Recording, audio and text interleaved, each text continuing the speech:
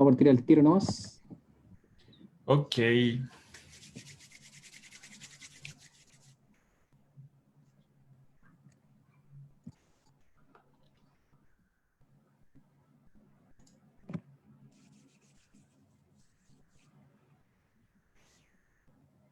Y en Armando, ya me veo en el aire. Nos veo en el aire, amigo querido don Claudio Quirós. ¿Cómo estás, Armando Peri? Muy bien, ¿y tú? Bien, ¿cómo viene esta sesión? Tercera Oh, es sesión de que la segunda temporada. esta sesión viene increíble. Hoy día estamos en la vanguardia, estamos ahí en el límite del conocimiento actual. Démosle entonces, comencemos con el tercer capítulo. Excelente. Teníamos muchas personas esperando, ¿viste? Ya somos 13 personas. Lo siento, problemas técnicos tuvimos hoy día para poder Sí, empezar, pero ya está solucionado. exactamente. Todo solucionado. Ahora vamos a tener un Facebook Live exitosísimo. Vamos a partir hoy día dándoles la bienvenida a este capítulo que es el tercer capítulo de la segunda temporada. Es que, Claudio, fíjate, tercer capítulo de la segunda temporada. Así que vamos ya en la mitad de esta temporada. Nos Sí. quedan dos grandes capítulos que se nos van a venir, que les vamos a contar un poquito al final de esta sesión de qué van a tratar, pero también, al igual que este, son de primera categoría. Como es de Así es, la verdad costumbre, es que... perdón. Dale. No, dale, dale, por favor. No, comentar que definitivamente el capítulo de hoy día es bastante interesante. Vamos a estar derribando por ahí algunos mitos. Se vienen en conversaciones bastante duras desde el punto de vista de lo que es la neurociencia, lo que es la educación. Y yo creo que eso es algo importante desde el punto de vista de que se han caído muchos mitos. Por ahí incluso he escuchado la palabra neuromitos. Y la Uh. idea, bueno, es empezar a conversar con ustedes, que ustedes puedan vislumbrar las dudas que tengan. Tenemos dos súper invitados que los vamos a comentar en breve, pero vamos nomás, Armando. ¿Quiénes somos? ¿Qué estamos haciendo aquí? ¿Quién eres tú? ¿Quiénes somos? Eso, ¿quiénes somos? Bueno, como es de costumbre, les quiero presentar a mi compañero Claudio Quirós y yo mismo, Armando Peri, y estaremos compartiendo aquí por 60 minutos con nuestro invitado, esperando transmitir las dudas de ustedes, de las personas que nos están viendo. Y recuerden que siempre nos pueden hacer preguntas por Instagram y que en cierto momento de este Facebook Live van a podernos hacer preguntas durante todo el Facebook Live, digamos, por el chat y nosotros las vamos a ir tomando a medida que vaya surgiendo la conversación. Así También es, bueno presentarte. contarles. Para la gente que se está uniendo a Armando, porque empezamos a subir la cantidad de seguidores de una manera bastante interesante. Somos la iniciativa ARPA. ARPA es Activando la Resolución de Problemas en las Aulas. Somos una iniciativa que pertenecemos al CIAE, al Centro de Investigación Avanzada en Educación de la Universidad de Chile, al Centro de Modelamiento Matemático de la Universidad de Chile, y esta iniciativa es una iniciativa de desarrollo profesional docente. Trabajamos 4 áreas: ciencias, escritura, ciencias sociales y matemática.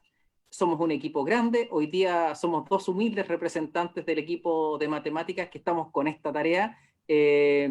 Y nada, decirles que nos van a estar acompañando a través del chat Morín Carrero y Carla Medina, quienes van a estar apoyándonos desde el punto de vista de recibir todas las dudas, las consultas, los saludos que nos quieran hacer desde otros países, desde regiones, para que nosotros podamos ir avanzando en este diálogo que vamos a tener con los invitados.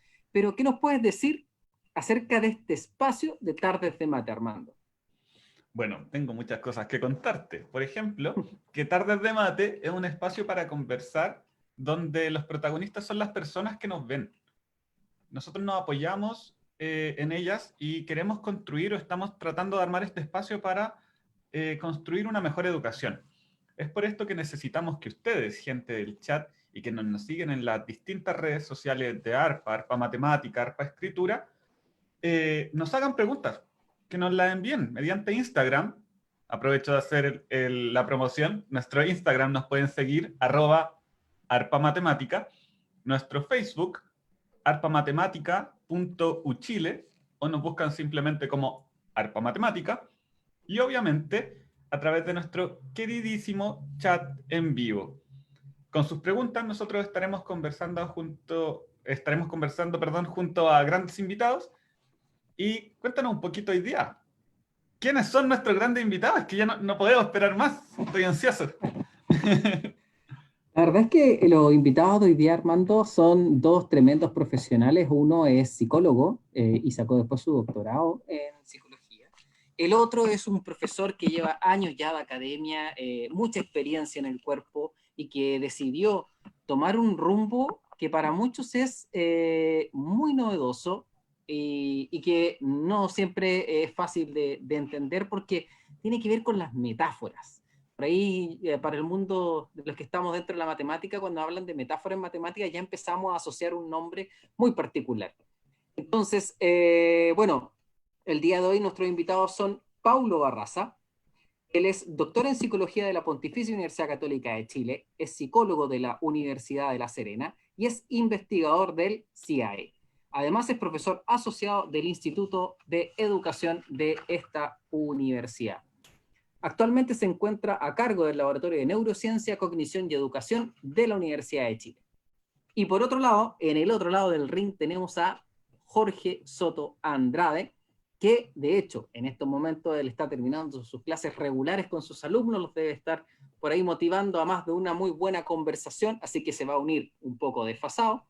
Jorge Soto Andrade es doctor en Ciencias Matemáticas de la Universidad París 11 en Francia, es licenciado en Ciencias y es profesor titular del Departamento de Matemáticas de la Universidad de Chile, además de investigador también del CIAE de nuestra casa de estudios. Esos son nuestros invitados, Armando, que los tenemos ahí. Paulo Barraza, ya nos juntamos con él, lo tenemos en la sala de espera. Y yo creo que es como león enjaulado, Paulo. La verdad es que nos empezó a adelantar unas cosas por ahí Oh, lo y que se viene, viene. Es que lo que se viene hoy día es...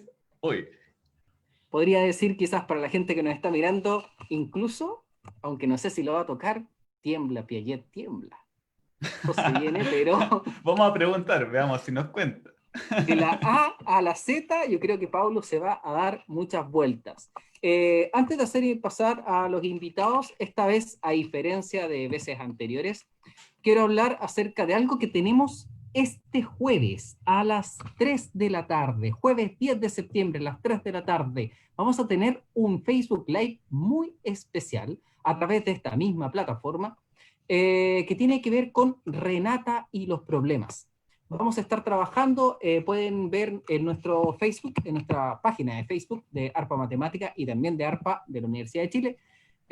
Tenemos para que se puedan inscribir y, por cierto, para que puedan ver este programa que vamos a estar transmitiendo online, vamos a estar mostrando capítulos de Renata y tenemos obviamente unas primicias por ahí para ustedes en esta labor que está realizando Renata y los problemas de acercar lo que es la resolución de problemas a través de la televisión abierta. Recordemos que los capítulos de Renata se están dando por TV Educa Chile y están en su segunda temporada, están saliendo semana a semana y bueno, la invitación hecha para todo lo que nos están viendo este jueves.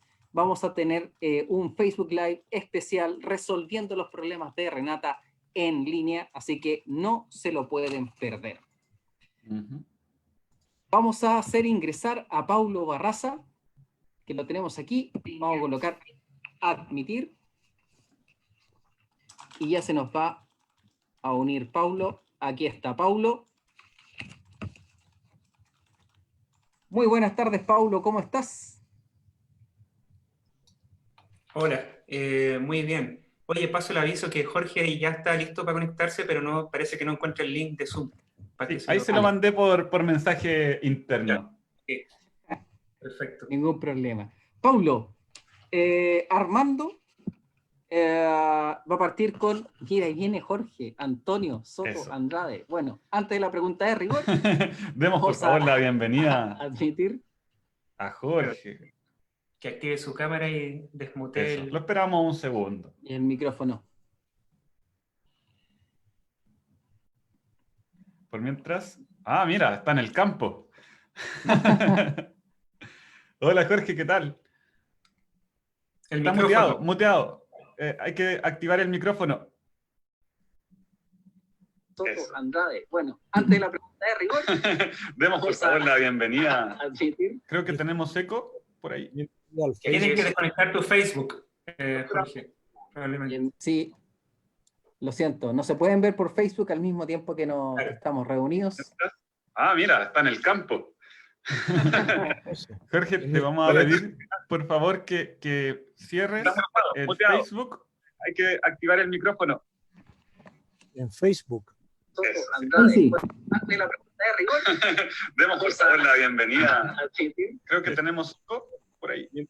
Tienes que desconectar tu Facebook. Jorge, probablemente. Sí, lo siento, no se pueden ver por Facebook al mismo tiempo que estamos reunidos. Vamos a un segundo pedirle a Jorge que cierre su Facebook, por favor, porque si no vamos a tener eco durante la conversación. Por mientras aprovecho de preguntarle a Paulo, ¿cómo estás? ¿Y cómo ha vivido un poquito esta pandemia que ya se va yendo, al parecer? Crucemos los dedos. Mira, primero agradecer la invitación. Me pareció una invitación interesante desde el principio. Y qué mejor que compartir este espacio con ustedes y con Jorge. Vamos, que tenemos hartas cosas en común en términos del pensamiento, digamos, y de los paradigmas, ¿no? Entonces yo creo que hoy día puede resultar algo bien interesante, aunque inesperado también, ¿no? No sabemos qué va a pasar. Y con respecto a lo de la pandemia, bueno, quién sabe, depende de si le hacemos caso al gobierno o no, yo creo. Si le hacemos el caso al gobierno vamos a tener rebrote, yo creo. Me gusta esa filosofía. Lo dejo ahí. Sí, bastante interesante. La verdad es que yo creo que se ha dicho por ahí en varios lados que es tarea de todos poder salir de esto, así que hay que ser muy cuidadosos, hay que ser muy responsables con uno y con el prójimo. Uh-huh. Ahora sí parece que tenemos a Jorge 100%. Hola Jorge, ¿cómo estás? Hola. A ver, parece que tengo un lag. No, ahora lo escuchamos perfecto y clarísimo. Sí, te escuchamos súper bien.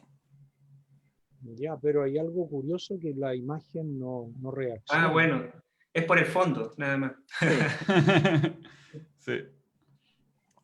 Es por el fondo. A mí me explicaron. Sí, ahí. Está bien. Que a veces pasa. Pero hay una Bueno. Ahí te acomodas tú. Sí, hay como 30 segundos de atraso con la imagen. Ah, chuta. Bueno, pero al menos el audio está perfecto, así que podemos ir conversando. Por mientras queríamos preguntarte, Jorge, ¿cómo estás? ¿Cómo has llevado la pandemia hasta ahora? Bueno, he logrado sobrevivir, lo cual ya es meritorio, y he estado por parte del tiempo fondeado en la precordillera. Así que, y saliendo así de repente, además que por razones de tercera edad, uno tiene restricciones. Sí, ahí se ve que está mostrando lo que hice hace un minuto. Ah. No te preocupes, nosotros acá te vemos al momento. Ya, pero todo bien. A ver. Qué bueno. Yo Me estoy alegro mucho. revisando mi sesión en que estaba en clase. Ah, perfecto. Te recomendamos, Jorge, que te quedes viendo la página de Zoom y no el Facebook, porque si no siempre nos vas a ver con retraso. Pero en el Zoom nosotros vamos a conversar y después se va a ir replicando, a veces con 6 segundos. Hemos llegado hasta 20 segundos de retraso con Armando, pero es completamente normal. Eso, es totalmente normal. Cierro el Zoom mejor porque lo puse mudo nomás. El Facebook, sí. El Facebook no es necesario ni mirarlo. Acá nos vamos a enfocar en la ventanita de Zoom. Bueno, un poquito para ir avanzando con el tema y comenzar de lleno ya, nos gustaría, antes que todo, partir con una pequeña explicación por su parte de dos conceptos claves que vamos a trabajar hoy día. Nos gustaría pedirte, Pablo, que nos contaras de qué hablamos cuando hablamos de neurociencia, porque parece que cada persona tiene una visión distinta de lo que significa neurociencia. Cuando hablamos de neurociencia nos estamos refiriendo a yo diría una multidisciplina. ¿Por qué una multidisciplina? Porque en el fondo es un área en donde confluyen profesionales de distintas áreas todos interesados en una pregunta muy similar, que es tratar de entender la relación entre sistema nervioso y conducta.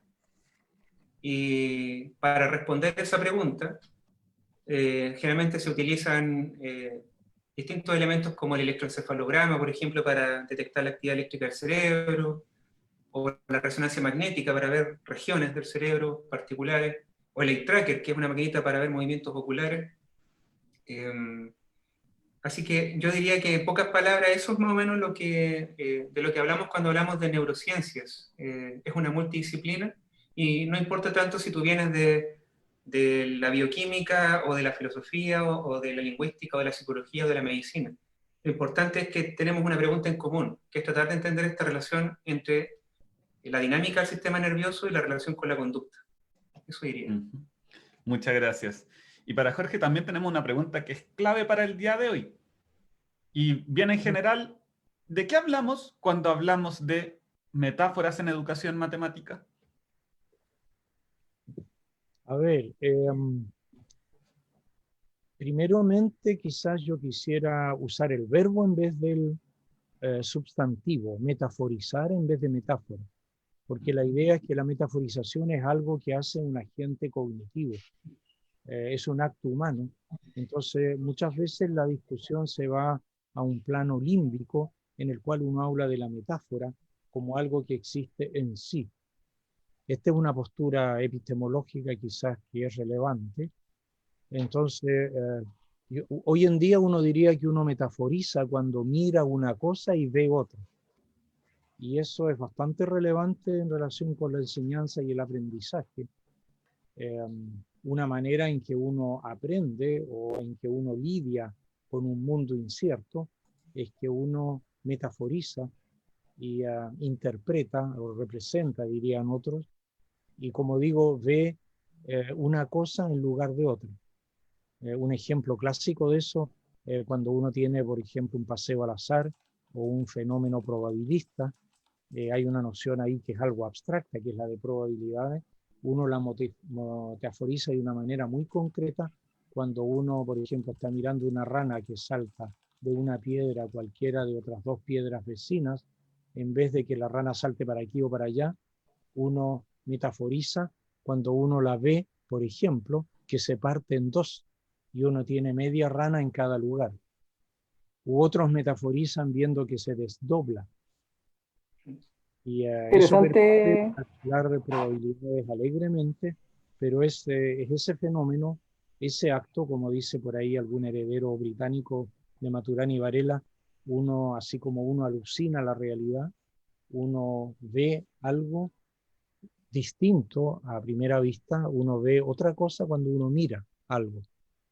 Y eso sobre como metaforizar, Jorge, sobre metaforizar y Paulo sobre neurociencia, creo que son términos que hay una profesora, Carolina López, que es una profesora del colegio Alhué, que creo que lo coloca bastante en el contexto de estos dos términos, cómo lo vive un docente.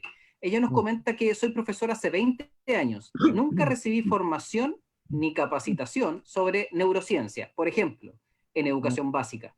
La pregunta de ella es, ¿cuáles son los conocimientos básicos más importantes que debería conocer un profesor de enseñanza básica sobre neurociencia para aplicar o mejorar el proceso de enseñanza-aprendizaje de estudiantes de primero y segundo básico?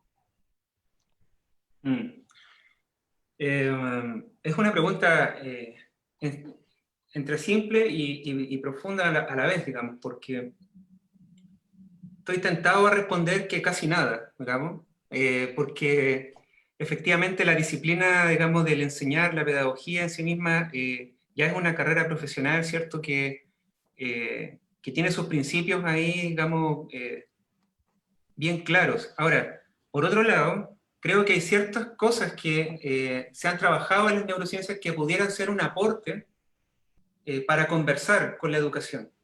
Yo creo que ese es un punto importante. Muchas veces se observa a las ciencias o a las neurociencias, en este caso, como una disciplina que va a prescribir cosas a la educación, como que le va a decir lo que hay que hacer a la educación. Yo creo que ese es un error de interpretación. La neurociencia no tiene nada que decirle en ese sentido a la educación, como darle una receta de cocina. Lo que sí podemos hacer es conversar acerca de cosas que son conceptos que tenemos en común y que podemos compartir visiones. Por ejemplo, el concepto de aprendizaje, el concepto de enseñar. ¿Cómo lo ven desde la educación? ¿Cómo lo vemos nosotros desde las neurociencias? Y a lo mejor en esa conversación emerge algo en común que nos sirva a los dos. Antes de empezar aquí esta conversación, estábamos nosotros charlando acerca del fenómeno del educar, por ejemplo, del enseñar, precisamente. Yo les comentaba que yo le he preguntado, por ejemplo, a profesores, profesoras y también personas que no son docentes, le hago la siguiente pregunta. Por ejemplo, en el caso de los músicos, ¿qué habilidad cognitiva esperamos que desarrolle un pianista? Y la mayoría dice correctamente la percepción auditiva, por ejemplo, y motriz, porque está tocando el piano todo el tiempo. Los arquitectos, ¿qué espera uno que desarrollen? Las habilidades visoespaciales, ¿cierto? Para poder construir y pensar en 3 dimensiones. Y yo después pregunto, ¿y cuál será la habilidad cognitiva que debe desarrollar una persona que se dedica profesionalmente a enseñar, un profesor, una profesora? Y la mayoría me habla de habilidades lingüísticas, ¿cierto? Comunicativas o explicar, decían ustedes, ¿cierto? Pero curiosamente muy pocos me dicen enseñar. Y es una cuestión que desde la neurociencia se ha estado investigando y también desde las ciencias cognitivas en general. El enseñar como una habilidad cognitiva. Yo creo que ese puede ser un mensaje interesante para la educación. Contarles que el enseñar es algo que hacemos desde el año, o del año y medio más o menos, los seres humanos. Y no solamente los humanos enseñan, hay animales que enseñan también. La habilidad cognitiva de enseñar está bien conservada en otras especies también. Chimpancés, incluso las hormigas, enseñan y evalúan su enseñar. Es curioso. Y en el caso de los humanos, digamos, la habilidad de enseñar viene acompañada también de otras habilidades cognitivas interesantes, como la teoría de la mente, por ejemplo, de la capacidad de que tenemos los seres humanos de ponernos en el lugar de pensar, digamos, lo que el otro pudiera estar pensando y anticipar. ¿Qué es lo que nos pasa, por ejemplo, cuando estamos en un ascensor y vemos que una persona viene corriendo hacia el ascensor?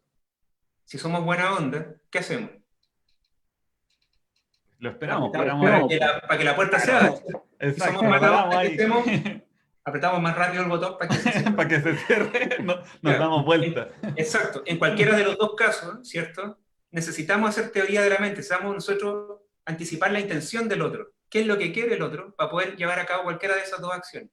Para enseñar resulta fundamental, al parecer, esta habilidad de la teoría de la mente. Y hay neurocientíficos como Mariano Sigman que proponen que el enseñar es un predecesor evolutivo de la teoría de la mente. Porque niños que todavía no han desarrollado la habilidad de la teoría de la mente, niños antes de los 5 años, ya enseñan. O sea, el enseñar está antes que se desarrolle la teoría de la mente. Por lo tanto, en resumen, para cerrar la respuesta, yo creo que uno de los mensajes interesantes que puede pasar de la neurociencia a la educación y conversar ahí, es que el fenómeno del enseñar es un fenómeno en esencia relacional. Por ejemplo, aprender, nosotros podemos aprender solos, no necesitamos de otra persona que nos enseñe para aprender en muchas ocasiones, pero enseñar no lo podemos hacer solo, necesitamos a otro. Es siempre un fenómeno relacional el enseñar. ¿Y para qué decir el aprender? El aprender es parte de esa misma dinámica. Muchas veces se asocia el cerebro con aprender. Yo he visto por ahí titulares que dicen el cerebro entra al aula. Oye, no, el cerebro no entra a ninguna parte. Entran personas a una sala de clase y de partida el cerebro no es prerequisito para aprender. De hecho, hay organismos de una célula que aprenden. Organismos que ni siquiera tienen sistema nervioso. Una célula y aprenden. Porque el aprender no tiene que ver ni con el cerebro ni con el sistema nervioso. El aprender tiene que ver con el estar vivo. El aprender es constitutivo de lo vivo, tiene que ver con las interacciones de un organismo con su medio. Así que yo creo que eso es más o menos lo que podría decir al respecto. No sé, Jorge. Sí, un poco y yendo a Jorge sobre metaforizar, sobre esto que lo vamos a empezar a vislumbrar como verbo, como acción. ¿Cómo un profesor logra hacer esto? ¿Cómo un profesor, qué herramientas necesita? ¿Qué necesita aprender para poder hacerlo? ¿Y cómo se fomenta esto en el cerebro del niño finalmente? A ver, en relación con lo que decía Paulo, que me parece muy interesante, en realidad hay una vecindad de enseñar y comunicar. Incluso hoy en día hay una corriente interesante desarrollada por una prima metafórica mía, Ana Sfard, en Haifa, Israel, que habla de cognición, comunicación y cognición. Ahora, justamente muchas veces uno metaforiza cuando trata de comunicar, que en la manera que lo ve Pablo está como muy cercano de enseñar. Entonces, lo que uno nota es que en vez de una larga explicación en que los árboles no dejan ver el bosque, muchas veces para comunicar o, digamos, enseñar algo, una metáfora, una metaforización puede transmitir lo esencial. Transmitir no es la palabra, quizás evocar lo esencial de una idea en una imagen. Como decían los chinos, una imagen vale 1000 palabras. Uno podría decir, una metáfora vale 1000 palabras. Una metáfora eventualmente afortunada. Y ahora otro punto que me parece importante es que yo pretendería que la metaforización es algo que está wired, que está cableado en la especie humana, que en realidad uno metaforiza naturalmente, y muchas veces lo que logra la escuela tradicional, es inhibir esta capacidad natural junto con varias otras. Eso ocurre con demasiada frecuencia. Entonces, muchas veces lo que uno observa es que cuando los estudiantes o los niños más chicos sienten que tienen permiso para metaforizar, que a primera vista no lo tienen, porque uno dice la matemática, les dicen es algo serio, y las metáforas no son muy serias, porque eso de ver una cosa distinta en vez de otra, o llamar a una cosa por el nombre de otra, no se ve que sea muy serio ni respetable. Entonces, más bien es como desbloquear algo que está innatamente ahí, lo vería yo.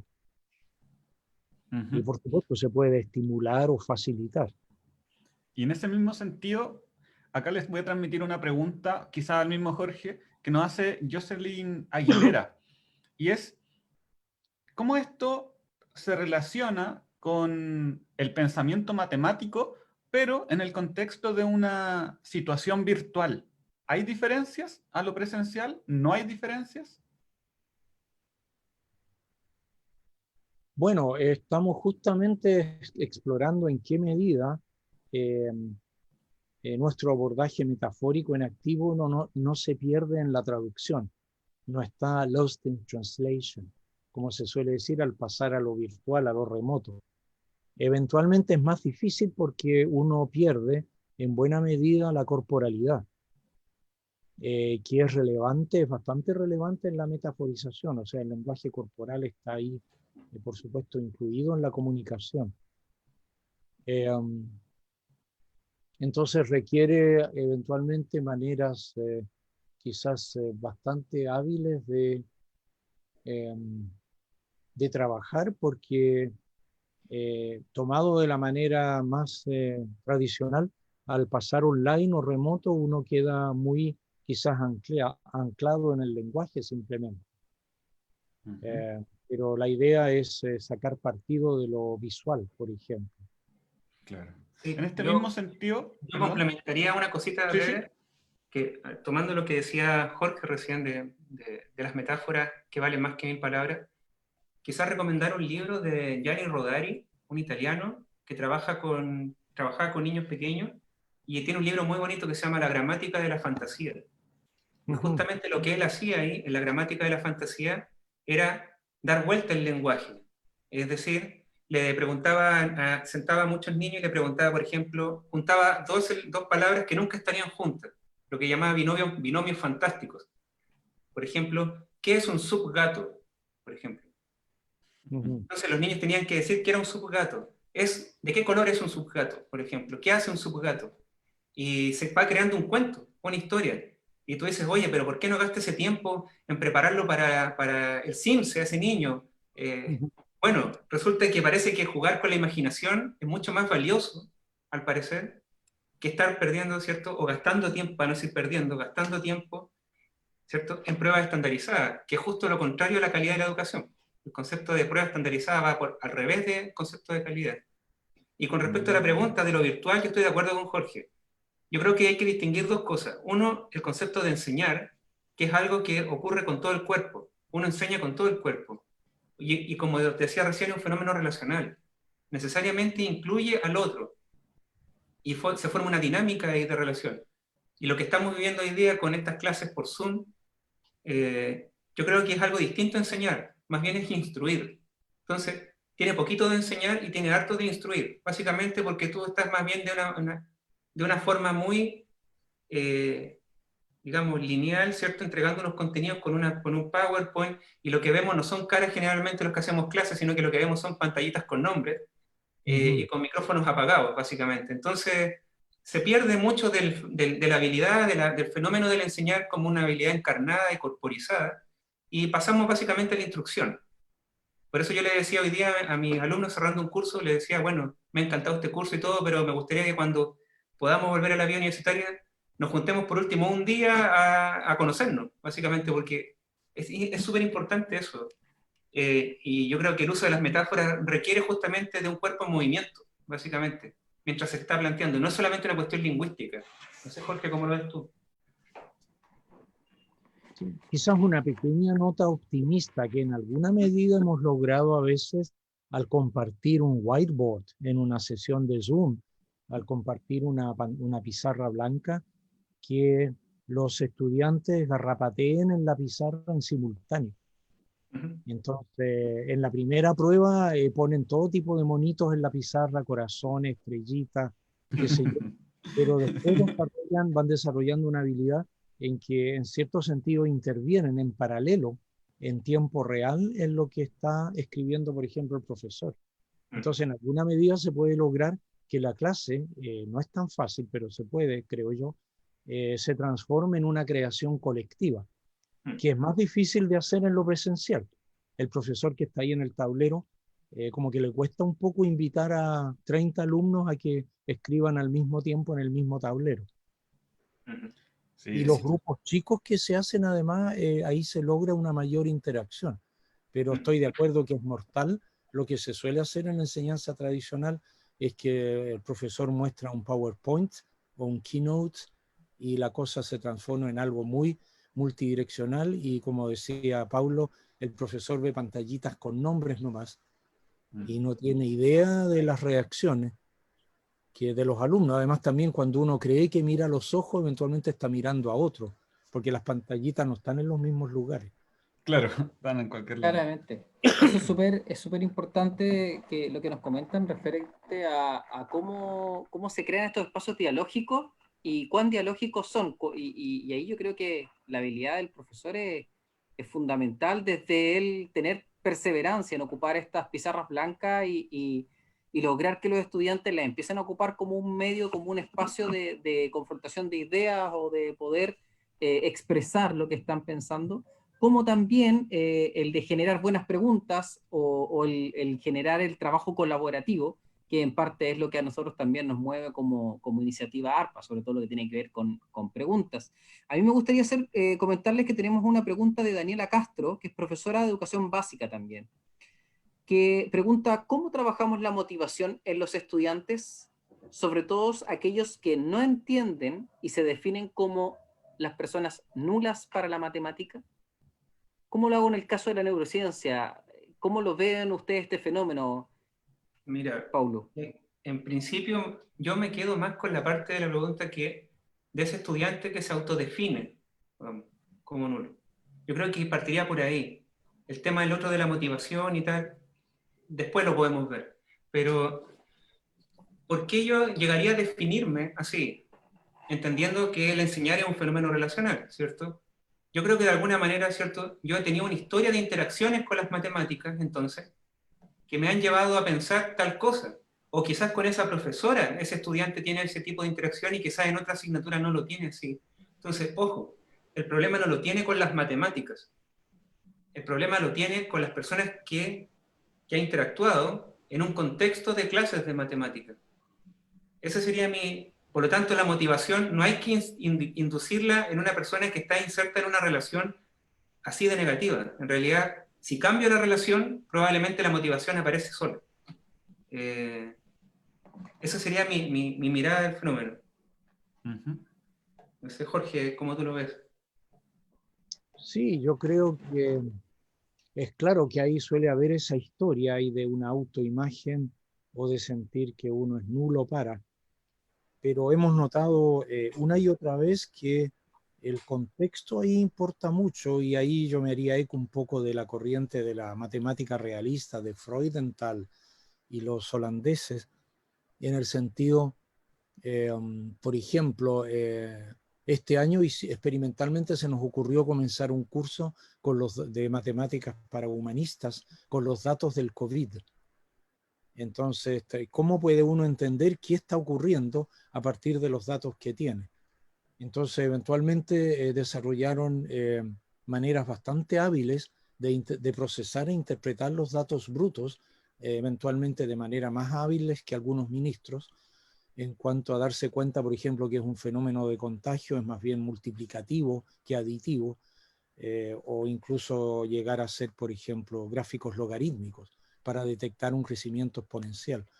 Entonces, más de una vez hemos tenido alumnos que testimonian que odiaban a los números y las tablas, pero de repente se dan cuenta que los números pueden representar algo que importa, o sea, que puede estar ahí en juego. En el fondo yo diría que lo que está detrás de eso es el pensamiento sistémico. Entonces, los problemas sistémicos y el pensamiento sistémico de tratar de entender para dónde va, dicho en lenguaje muy elegante, para dónde va la micro, qué pasa con el devenir de un sistema, como diría nuestro Humberto Maturana, eso requiere, una ocasión para motivar, me atrevería a decir, el desarrollo de una cantidad enorme de matemáticas. Si ustedes piensan, hay sistemas muy sencillos como el paseo de la rana que mencionaba yo recién, que se puede acometer en primer ciclo básico. Entonces uno tiene sistemas deterministas, aleatorios, discretos, continuos, y es una faceta del pensamiento, yo diría, humano, que está, yo diría, muy poco explotada y desarrollada en la enseñanza escolar. En vez de calcular porque sí, porque hay que tener contenta a la tía o tener buena nota en la prueba, uno está tratando de descubrir algo sobre un sistema, entender un proceso. Entonces, sistemas y procesos como que son el pariente pobre frente a las estructuras y las fórmulas. Eso daría para una discusión epistemológica. Yo quería decir también otra cosa, que lo que se ha estudiado de las neurociencias con respecto a este tema de las matemáticas harto es la ansiedad matemática, que puede tener un poco que ver con esto. Por ejemplo, hay un grupo de estudiantes que sufren de esto, que es la ansiedad matemática, que son personas que no tienen problemas para aprender las matemáticas, las estudian bien, pero llega el día de la prueba y algo les pasa el día de la prueba que no rinden y se sacan malas notas. Y esto se ha investigado incluso con imágenes cerebrales y todo, y lo que se ha observado es que la intervención que funciona tiene que ver con lo que les decía recién, con el fenómeno relacional. Lo que hicieron fue tomar al grupo de estudiantes que tenían esta ansiedad matemática, y lo único que hacían antes de la prueba de matemática era, en vez de empezar inmediatamente la prueba, se les daba una hoja y un lápiz para que anotaran todo lo que les estaba pasando en ese momento, cómo se sentían en ese momento, antes de hacer la prueba. Y una vez que terminaban de reportar todo lo que sentían, hacían la prueba.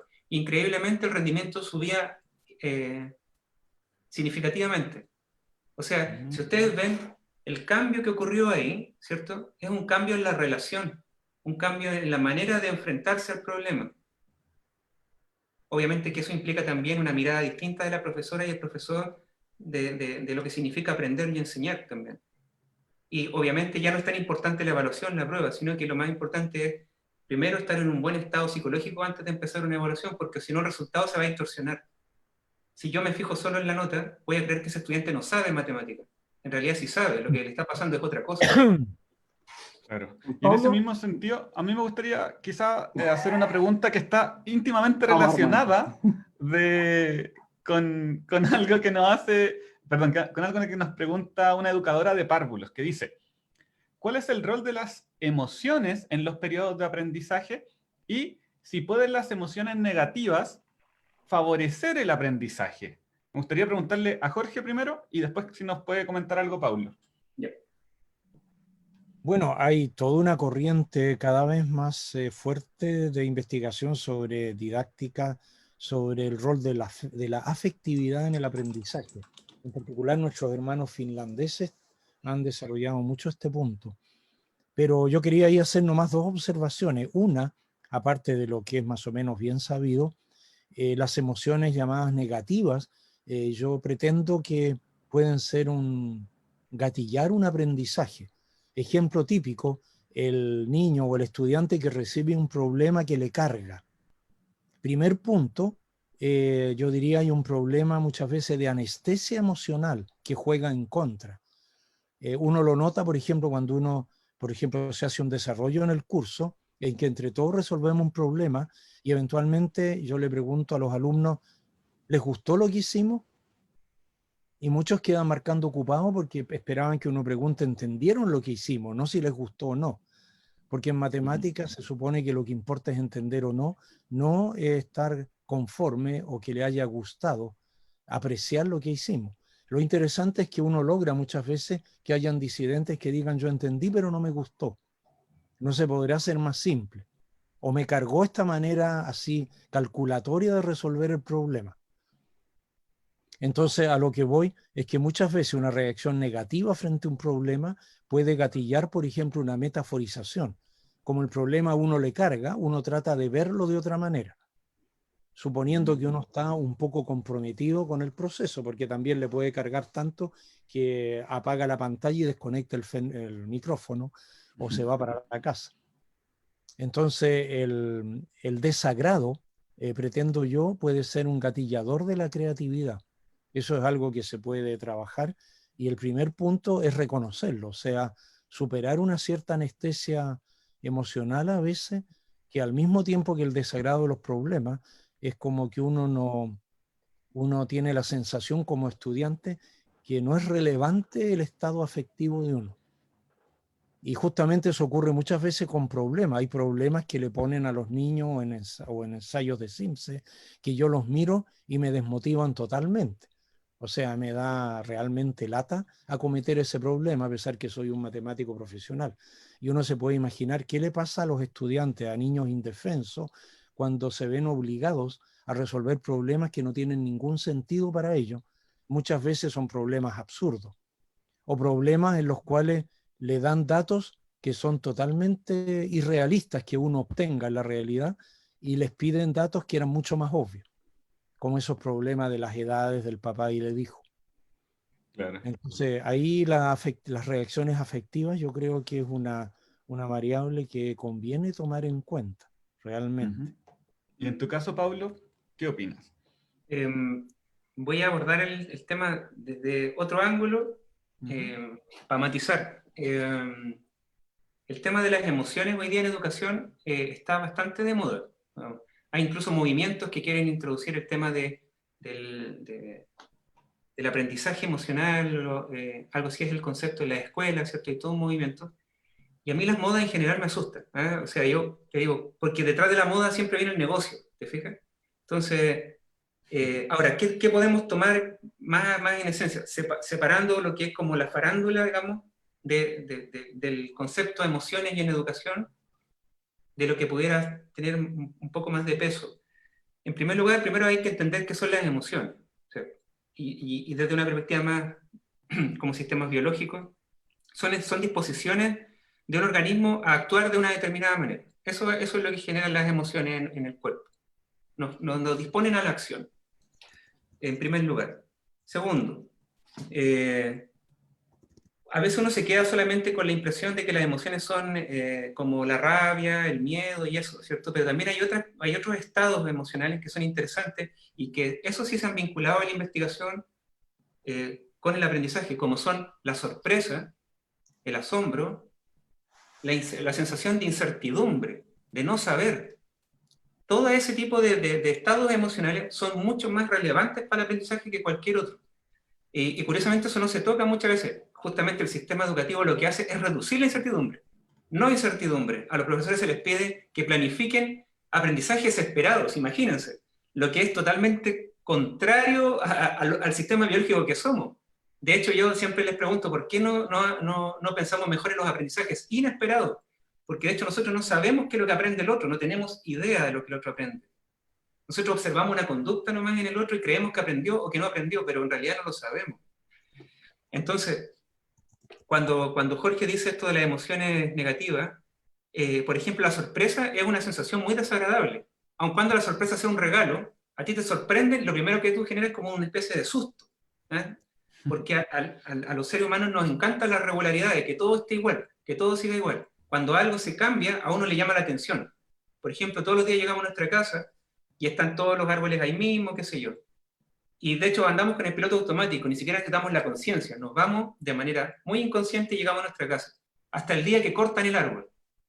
Algo nos pasa ese día, paramos, miramos, nos hacemos conscientes, nos damos cuenta que había un árbol aquí, qué sé yo, y ponemos atención.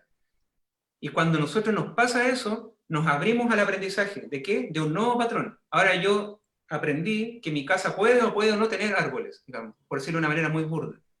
Lo mismo en clase o en el concepto de aprendizaje en la escuela. Dejémonos de las cosas, de la certidumbre, de lo determinado. Al revés, atrevámonos, profe, atrevámonos a sorprender, a desafiar a los estudiantes, a ponerlos incómodos. Porque en esas circunstancias que surge la sorpresa, la curiosidad, el asombro, y surge el aprendizaje a partir de los mismos estudiantes. No es tan importante que los profesores tengan que decir todo lo que pasa y lo que hay que hacer y lo que no. Particular en educación de párvulo, en particular. Yo he conocido experiencias maravillosas, por ejemplo, de ciertas líneas como las de Reggio Emilia en Italia, que yo participé de un proyecto que trató de llevar esta filosofía a jardines en Illapel y Salamanca, en el norte de Chile, pueblitos, ciudades pequeñas. Y ahí tengo historias interesantes de qué pasa cuando los profesores sueltan, por decirlo de alguna manera, el timón y se dejan llevar por la deriva de lo que está pasando en la sala de clase con los párvulos. Ese día había llovido mucho, voy a hacer la historia corta. Llovió mucho y al otro día llegaron a clase los párvulos con la educadora. La educadora, por supuesto, traía todo planificado para ese día, pero los párvulos hicieron una pequeña asamblea, hicieron un cabildo de párvulos, y le propusieron a la educadora que tenían un problema, un dilema. Le dijeron, llegamos al jardín y vimos que el árbol grande que estaba afuera se cayó. Y resulta que hay un grupo acá que dice que debajo de los árboles hay tesoros. Y hay otro grupo que dice que debajo de los árboles hay puros bichos. O sea, realistas, ¿cierto? Con realismo mágico versus, ¿cierto? Gente más concreta. Entonces la educadora, que estaba ya entrenada en esta modalidad, no perseveró en su planificación. Dijo, ok, vamos a ver qué pasa allá. Vamos a explorar. Y fue muy interesante porque llegaron allá, ¿cierto? Y un grupo decía, mira, hay que seguir escarbando para encontrar los tesoros. Y otro decía, ¿qué tesoro? ¿No veis que hay puros bichos? Le decían. Y de repente una niña, una párvulo, dice, encontró la vía media. Y le dice, a lo mejor los bichos son el tesoro. Imagínense la metáfora que surge ahí. Todo lo que puede pasar si yo dejo, ¿cierto? Si yo suelto un poco el control, el poder como educadora o como profesor, y dejo también que surja la espontaneidad en este devenir del aprender y el enseñar. Y eso solo se conduce, ¿cierto? Si yo estoy alineado con el estado emocional, ¿cierto? De incertidumbre, de curiosidad, ¿cierto? Si dejo que fluya eso. Es interesante lo que nos plantea Paulo. De hecho, creo que este ejemplo y algunas cosas que han comentado permite responder algunas preguntas que las voy a pasar a leer porque han estado en el chat ha estado bastante movido, lo cual nos coloca muy contentos. Por ejemplo, Alejandro Núñez nos pregunta, ¿qué condiciones o situaciones son necesarias para metaforizar en el trabajo con los estudiantes? Estas condiciones que quizás Paulo algo esbozó, de soltar un poco, de salir de esta estructura que es extremadamente cuadrada, en el cual está todo predicho, preestablecido y todo tiene que suceder como yo quiero que suceda, coarta un poco la libertad del estudiante de llegar a estas conclusiones y poder expresar estas conclusiones. ¿Qué piensas tú, Jorge, acerca de las condiciones o situaciones necesarias? ¿Será simplemente que el profesor se deje llevar de una manera inteligente desafiando a los estudiantes? ¿Cómo lo ves? Sí, yo creo que ahí capaz que concuerdo harto con Paulo que es crucial una apertura, porque en algunos lugares también a veces se cae en el hecho que el profesor prescribe metáforas o, por ejemplo,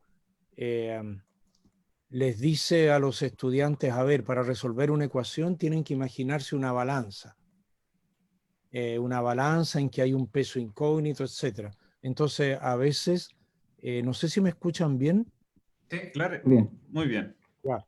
se cae en una actitud prescriptiva, que es lo mismo que ha ocurrido, por ejemplo, con el cómo resolver de Polya sobre la resolución de problemas, que se tiende a transformar a veces en una prescripción, algo que era más bien una descripción. Entonces, para estimular o recuperar en alguna medida la capacidad de metaforización, la apertura es fundamental, o sea, también el hecho que los alumnos, estudiantes, sientan que tienen la libertad y la libertad de decir algo absurdo, algo que a primera vista es totalmente delirante y que a veces resulta que es muy fecundo.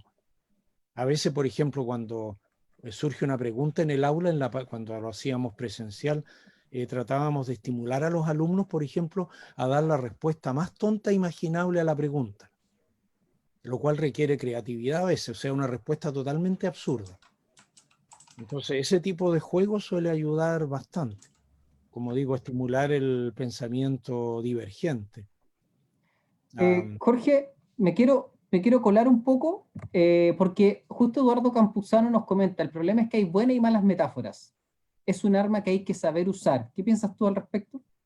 Sí, justo yo le contesté porque me pareció muy atingente la observación en el chat Sí, ahí y lo vimos. resumí su intervención diciendo, la metaforización es una espada de dos filos,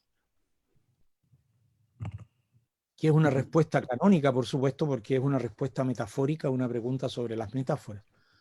Y un ejemplo, por supuesto que hay metáforas que son equívocas o hay metáforas que son realmente cuestionables. Yo daría dos ejemplos relámpagos. Una, por ejemplo, Oh, lo perdimos. Oh, lo perdimos. Paulo, paso al tiro muy rápido. Ronnie Oye, no, Videla no, en espérate una cosa. el... Yo quería agregar Oh, que ya, yo vamos. subiría la apuesta, incluso yo diría que la pedagogía es un arma de doble filo. La pedagogía es un arma que puede ser para la liberación o puede ser para esclavizar. No. Bueno, pero Someter. sí, exacto. Someter. Bueno, de hecho, hay algo que yo quería comentar que tú lo planteaste muy bien, Paulo, referente a esto de plantear problemas. Hay algo que nosotros siempre tenemos como una máxima en ARPA, que es que el problema debe ser desafiante, pero también tiene que ser abordable por el estudiante. Es decir, hay que saber jugar con esto, hay que saber conocer a sus estudiantes, obviamente, y comprender que hay realidades muy distintas, y por lo tanto, lo que tú comentaste al comienzo, de cuál es la receta, así como tal, quizás son las grandes palabras que han salido de ustedes desde el punto de vista de dejarlos conversar, crear espacios dialógicos, desafiar a los estudiantes con problemas que nosotros nos podamos ir abriendo a las respuestas que ellos tienen, etc. Quizás por ahí podamos tener algo en limpio. O sea, yo incluso propondría el siguiente desafío. Yo creo que es un desafío que el Ministerio no dejaría que ocurriera, por supuesto, porque es demasiado arriesgado, pero yo apostaría muchas lucas que va a funcionar. Por ejemplo, tomar un curso de niños que no saben de fracciones, cuarto básico, qué sé yo, quinto básico, la edad más o menos en que enseñan fracciones, y a ese curso le haría las clases tradicionales de matemática para aprender fracciones, y a otro curso pondría a la profesora, al profesor a conversar de fracciones, ¿ya?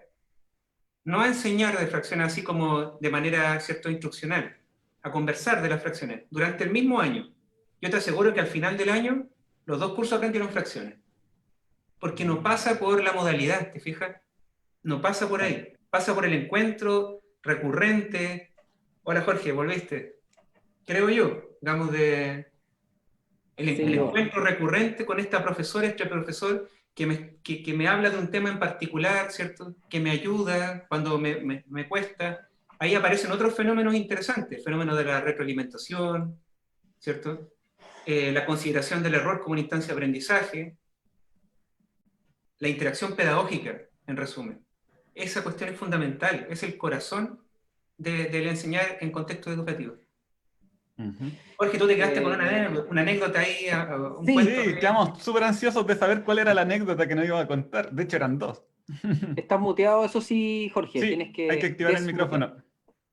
disculpa, me entusiasmé y no me fijé que se me estaba descargando el Mac para el cargador. Yo estaba diciendo, era un par de ejemplos de metáforas sumamente cuestionables. A ver, dos, tres comentarios rápidos. Una era eso de que enseñar es transmitir conocimiento. Más de una vez uno le comenta eso a un profesor y el profesor dice, pero eso no es una metáfora. Si enseñar es transmitir conocimiento, ¿qué otra cosa podría ser? Entonces ahí hay eso tiene muchas consecuencias que yo realmente adhiera a la metáfora de que cuando enseño yo tomo algo, digamos, de mi cabeza y se lo pongo en la cabeza al otro. Otro ejemplo de metáfora muy cuestionable es, por ejemplo, el virus es un enemigo poderoso e implacable y despiadado. Esa metáfora en realidad es sumamente cuestionable y en algún momento a Humberto Maturana le preguntaron qué pensaba de esa metáfora y Chicho dijo así con su tono habitual, bueno, que no estaba muy de acuerdo y que en realidad el virus vive su vida y a nosotros nos interfiere eventualmente la nuestra. Pero es toda esa metaforización bélica de la guerra contra el enemigo despiadado e implacable realmente es cuestionable eh, y puede ser más revelador de la psicología, de la personalidad del que la propone, que de la naturaleza misma del virus. Claro. Sí. Oye, una cosa Bueno, con la metáfora del cerebro como computador, ¿cierto? Esta idea de transmisión de Claro. información, que es la metáfora del cerebro como un computador. Eso es súper importante porque está súper metido en la educación, digamos. Ese paradigma ya cayó y todo, pero sigue ahí en educación la idea esta del cerebro como un computador, de que yo le puedo meter información como un disco duro. Y de hecho, si en términos biológicos, eso no puede pasar porque dado el tipo de sistema biológico que somos, con un sistema nervioso que está autoorganizado, por decirlo así, todo lo que venga del medio externo son solo perturbaciones, no son inputs.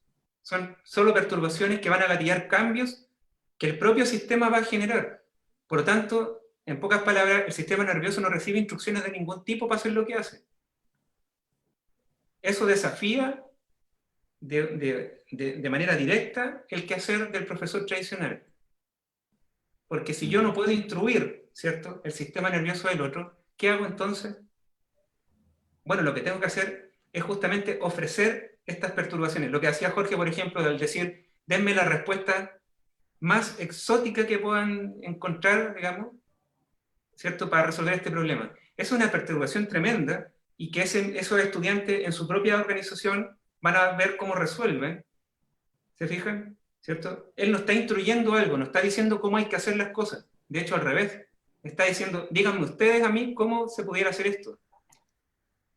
Y esa es una Bueno, yo cuestión creo que fundamental que hay que tratar de con cambiar. esto que me está diciendo Paulo, respondo un poco a algunas preguntas que salieron, que es cómo se enseña desde la perspectiva de la neurociencia. Y aquí estamos sacando ya en limpio, en definitiva, cómo podemos enseñar, más allá de la perspectiva de la neurociencia, creo yo. La neurociencia nos dice cómo enseñar. Eso, por favor, o sea, saquémonos de la cabeza que la neurociencia va a decirle a ustedes, profesoras, profesores, educadoras, cómo hay que enseñar. No, eso no lo sabe la neurociencia y tampoco tiene interés en saberlo. Lo que la neurociencia hace es simplemente estudiar mecanismos neurocognitivos de cosas. De hecho, la neurociencia siempre va a llegar, como se dice en jerga laípica, placé, o sea, va a llegar después de un fenómeno psicológico o educativo. Les pongo el siguiente caso. Una directora de escuela, por ejemplo, está interesada en saber cuál es el mejor método para enseñar a leer a los niños, por ejemplo. ¿Ya? Para resolver esa pregunta, que es interesante, no se necesita la neurociencia, basta con un estudio conductual bien hecho para saber cuál de los dos métodos de enseñanza de la lectura es mejor. Lo que puede aportar la neurociencia es decirte por qué el método que era mejor, digamos, resultó ser el mejor, básicamente porque activó estas zonas del cerebro, etcétera, etcétera, o porque genera redes neurales más eficientes. Pero si te fijas, esa explicación de la neurociencia, las redes más eficientes o las regiones del cerebro que se activan o no, no resuelve el problema de la directora, de saber qué método es el mejor. Eso se resuelve con un estudio conductual simple, sencillo, de la psicología experimental básica. Digamos. La neurociencia más bien te muestra fundamentos, cosas del cerebro, ¿cierto?, que se pueden vincular y relacionar, pero no te va a dar a ti un recetario de cómo enseñar o cómo aprender. Y cuando usted escuche, profesor, que una persona va a dar una charla a su colegio y le dice que trae las 5 maneras de cómo enseñar mejor basado en el cerebro, váyase inmediatamente para su casa, porque eso Sí. es Hágale una la cruz. estafa. Hágale la cruz al tiro. O Bueno, si quiere lo escucha respetuosamente, también lo puede escuchar ¿cierto? Y compartir ideas con esa persona. Pero ciertamente, después de esta conversación, ya sabe que eso no es posible. Oye, Pablo, acá, nos colocan neuromito, disculpa Armando, sí, sí, pero dale. en el chat ha salido un par de veces acerca de los neuromitos y estos estilos de aprendizaje. ¿Está dentro de los Ah, neuromitos el tema de los estilos? ¿Tiene algo que ver el tema de los estilos de aprendizaje? ¿Los neuromitos es algo totalmente aparte? ¿Qué piensas tú respecto a eso? bueno, el tema de los estilos de aprendizaje es una cuestión sensible porque no solamente está, digamos, como instalada en la conversación del café, te fijas como una anécdota, para nada. De hecho, existen decretos ministeriales en Chile, el decreto 170 y el 83, donde aparece nombrado los estilos de aprendizaje. Y para hacer la historia corta, porque siempre el tiempo es corto en estos webinars, ¿cierto? Los estilos de aprendizaje son como una creencia subjetiva acerca de lo que a mí me va a servir para aprender más. Cuando tú, no sé, yo me considero a mí mismo una persona auditiva, o me considero una persona visual, qué sé yo, y yo creo que si yo leo cosas, si soy visual, me va a ir mejor en la prueba que si yo escucho un audiolibro, por ejemplo. Esos estudios ya se han hecho, en estudios conductuales y neurocientíficos, bla, bla, bla. El resultado siempre es el mismo. Cuando se evalúa objetivamente, el rendimiento en la prueba no tiene nada que ver con el material con el que tú estudiaste, no, o sea, si tienes sintonía o no con tu famoso estilo de aprendizaje. Porque que te vaya bien o mal en una prueba tiene que ver con otras cosas, tiene que ver con cuántas horas estudiaste, si el material es complejo o no, si tenías experiencia previa en esa materia, etcétera, etcétera, etcétera. Por lo tanto, el tema de los estilos de aprendizaje es una cuestión muy sensible, porque por algunas razones política pública hoy día, a los colegios les hacen evaluar estilo de aprendizaje de sus estudiantes, con lo cual también se cae en otro problema, que es etiquetar a los estudiantes, estigmatizarlo, encasillarlo en una manera de aprender. Ah, usted tiene esta manera y listo. Trae hartos prejuicios. De hecho, la Asociación Norteamericana de Psicología ya ha sacado comunicados diciendo que hay que parar con esta cosa del estilo de aprendizaje porque lo único que hace es estigmatizar. Y por otro lado, esto de adaptar la clase al estilo de aprendizaje del estudiante hace perder tiempo a la profesora, al profesor. Hace gastar dinero porque los capacitan en esta cuestión. En vez de estar haciendo otras cosas más interesantes, como justamente más bien conversar con sus estudiantes y sorprenderlos, ¿cierto? Generarles incertidumbre y metaforizar juntos, ¿no? Diría yo, Claro, mucho más interesante que estar perdiendo el tiempo con el tema de los estilos de aprendizaje. absolutamente. Y bueno, Sí, a pesar claro. de que ustedes no lo crean, ya son más de las 7 de la tarde, esto está on fire, esto está prendido. Estamos Tenemos pasados. 96 personas en el chat y unos comentarios impresionantes. De hecho, me voy a tomar un momentito para leer un comentario de Pablo Garnica o Garnica. Dice, me parece difícil o triste pensar en que los profesores estamos instruyendo más que enseñando y educando. La tarea es cambiar esa mirada. Enseñar matemática en línea exige ser creativo y pedir que los estudiantes colaboren. No me sirve un PowerPoint estático. Quería recalcar mucho ese comentario porque han habido muchos, pero había que recalcar ese que fue muy bueno según mi punto de vista. Y para ir cerrando esto, me gustaría darle unos minutos a Jorge y unos minutos a Pablo para que cierren con alguna idea, algún comentario que nos quieran dejar hoy día, que nos quieran transmitir algo que quizás no se haya tocado. Por favor, Jorge, adelante, una idea que quieras transmitir aprovechando estas casi 100 personas que somos en este momento.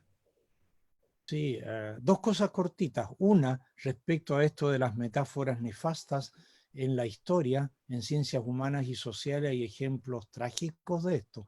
Por ejemplo, la metáfora de la raza superior o la metáfora del pueblo que succiona la savia de una estirpe, del árbol de nuestra raza. Esos son ejemplos impactantes. Por otro lado, quería recordar al famoso matemático, filósofo, lógico, fundador de la semiología, Charles Sanders Peirce, cuyo nombre se escribe Peirce, que se permitió decir olímpicamente, no hay aprendizaje sin sorpresa. Yo creo que eso es algo que, como para tomar en serio, aunque nos sorprenda a lo mejor a primera vista. Tenerlo en Sí. mente, recordarlo, Y sin va en duda. línea con lo que hemos compartido un poquito acá. Pablo. Paulo. Bueno, para cerrar, de nuevo agradecer la invitación, agradecerle a Jorge, siempre muy interesante, y la idea de estar juntos es justamente que nos co-inspiráramos para hablar, y así fue. Más que nada cerrar con ciertas ideas también que están vinculadas con las matemáticas y las neurociencias, que está bueno como despejarlas. Por ejemplo, esta idea que tienen algunas personas de que los hombres son buenos para las matemáticas y las mujeres son malas para las matemáticas, y las mujeres serían buenas para cosas como del lenguaje. Eso no tiene ningún asidero en términos de la biología, es un fenómeno meramente cultural, que quede claro eso. Hay N estudios que se han hecho justamente para controlar el fenómeno, y cuando se controla correctamente el fenómeno, mujeres y hombres no tienen ninguna diferencia en el conocimiento matemático. Es un fenómeno meramente cultural. Otra cosa también importante, estas ideas absurdas de que lo lógico, lo matemático está como en el hemisferio izquierdo del cerebro y lo creativo como en el lado derecho, también es una locura. O sea, el cerebro funciona integrado, son redes neurales que van de un lado para el otro, no existe tal cosa como aprendices de hemisferio izquierdo, aprendices de hemisferio derecho. Eh, bueno, hay tantas cosas que decir, pero me quiero quedar solamente con una frase, digamos, que es la que usaba Gianni Rodari también, a propósito que lo cité recién con Gramática de la Fantasía, que él proponía el uso de la imaginación en educación, así como la sorpresa, ¿cierto? Rodari usaba el concepto de imaginación, y él decía, no para que todos sean artistas, sino para que ninguno sea esclavo, es decir, ningún niño sea esclavo, ninguna niña sea esclavo. Con eso me gustaría cerrar. Bueno, agradecerle a ambos, agradecerle a ti, Paulo, que de verdad nos dijiste que sí de inmediato. Jorge Antonio Soto Andrade, también muchas gracias por aceptar esta Muchas invitación gracias. en el corazón, porque de verdad nosotros queremos que este espacio sea un espacio dialógico, sea un espacio en el cual podamos llegar a más gente, socializar un poco el conocimiento, las experiencias que ustedes tienen. Y hay algo que me llama mucho la atención del último comentario de Paulo, porque va en directa relación con nuestro próximo capítulo. Nuestro próximo capítulo es en 15 días más, martes 22 de septiembre, y el título de esa sesión será Mujeres y Matemática.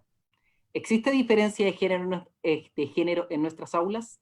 Ese es el título. Van a estar dos tremendas invitadas. Por un lado, la directora del Instituto de Educación de la Universidad de Chile, Alejandra Misala, y por otro lado, una destacada académica del Instituto de Estudios Avanzados de Educación, Lorena Ortega, ambas de acá, de la casa de nuestra universidad, y vamos a estar compartiendo con ellas Mujeres y Matemática. ¿Existe diferencia de género en nuestras aulas? ¿Qué nos podrán decir ellas? Porque una cosa es que los estudios, como dice Paulo, diga, hey, no, pero otra cosa es lo que está pasando realmente en las aulas chilenas, y eso es algo que vamos a conversar este 22 de septiembre. Don Armando Peri. Solo quiero hacerte una pregunta, y pensando también un poquito en el futuro, y es, ¿a quién vamos a tener el día 6 de octubre? ¿Cuál va a ser el tema? Es que el día 6 de octubre es un día bastante movido. Yo creo que hay que empezar a preparar a la gente desde ya, porque honestamente el día 6 de octubre va a estar una tremenda invitada de primer nivel. Va a estar Leonor Paras.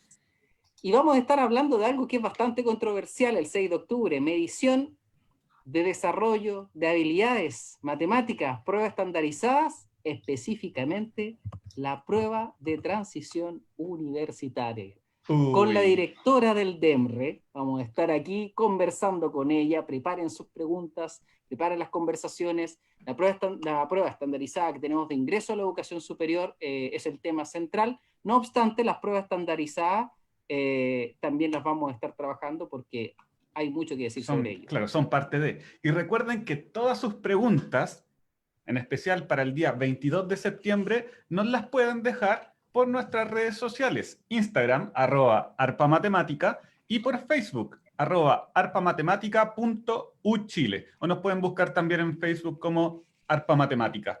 Esperamos todos sus comentarios, todas sus preguntas, todas sus ideas. Y con esto le damos cierre a la sesión de hoy. sin ceder o sin olvidar los agradecimientos a Jorge Soto Andrade y a Paulo Barraza. Muchas gracias. Recuerden, público, este jueves vamos a estar con otro capítulo de Renata y los problemas a las 3 de la tarde a través de este mismo canal. Vamos a estar resolviendo en masa, todos los profesores conectados, viendo los videos de Renata y los problemas y resolviendo problemas, trabajando colaborativamente, que es algo que a nosotros nos fascina y es lo que nos moviliza. Y ojo, hay material que los profesores van a poder descargar desde la página web oficial de Renata, en el cual van a fomentar el trabajo colaborativo. Así que vengan este jueves a las 3 de la tarde en este mismo canal, el jueves de esta semana, solo faltan 2 días para que puedan disfrutar de ello. Y visiten la página de arpa.uchile.cl porque ya comenzó un poco la socialización de los cursos de perfeccionamiento docente que comienzan en octubre, así que los pueden ir a ver.